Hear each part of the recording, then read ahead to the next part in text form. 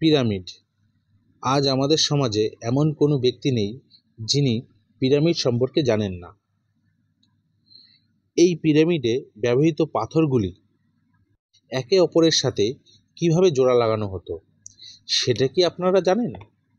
শুধু মিশর সভ্যতাই নয়, একাধিক সভ্যতা আছে যেসব সভ্যতায় একই পদ্ধতিতে একই রকমভাবে দুটি পাথরকে জোড়া লাগানো হতো।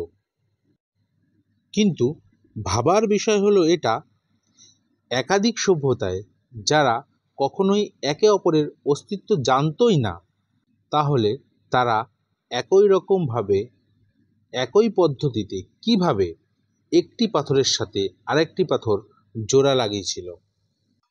নমস্কার বন্ধুরা, হিস্ট্রি হান্টারে আপনাদের সুস্বাগতম। আবার ফিরে আসলাম ইতিহাসের এক নতুন এপিসোড নিয়ে। আজ আপনাদের শোনাবো পিরামিডে যে বড় বড় পাথরগুলি ব্যবহার করা হয়েছে সেই পাথরগুলি কিভাবে একে অপরের সাথে জোড়া লাগানো হয়েছে। চলুন তবে শুরু করা যাক আজকের ইতিহাস। সারা পৃথিবীতে ছড়িয়ে থাকা কিছু প্রাচীন নিদর্শন, যা দেখে আমাদের মনে অনেক অবিশ্বাস্য প্রশ্নের জন্ম নেয়।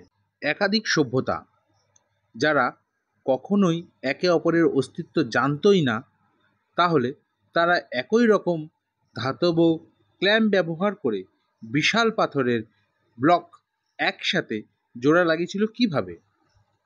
এই রহস্যময় ধাতব ক্ল্যাম্প পাওয়া গেছে মিশর, পেরু, গ্রিস ও নানান জায়গায়।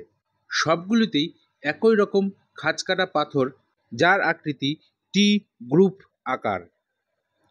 দুটি পাথরের মাঝে এই টি গ্রুপ কেটে তার মধ্যে গলিত ধাতু ঢালা হতো, যা ঠান্ডা হয়ে শক্ত হতো এবং ওই দুটি ব্লককে জোড়া লাগিয়ে রাখত।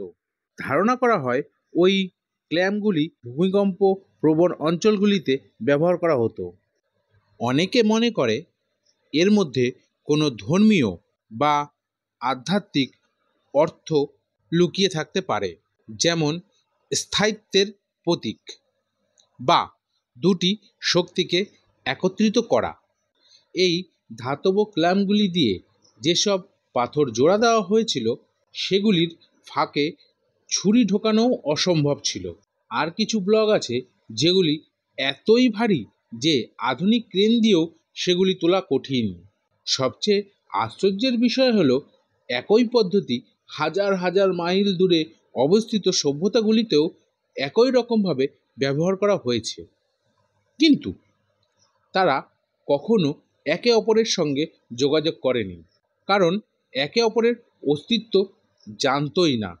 স্প্যানিশ উপনিবেশবাদীরা যখন দক্ষিণ আমেরিকা দখল করে, তখন তারা ভেবেছিল হয়তো এই ব্লক সোনা বা রূপোর তৈরি, তাই তারা অনেকগুলিকে গলিয়ে নষ্ট করে ফেলে। এর ফলে আমরা অনেক গুরুত্বপূর্ণ প্রমাণ হারিয়ে ফেলেছি, যা হয়তো আমাদের রহস্যভেদে সাহায্য করতে পারত।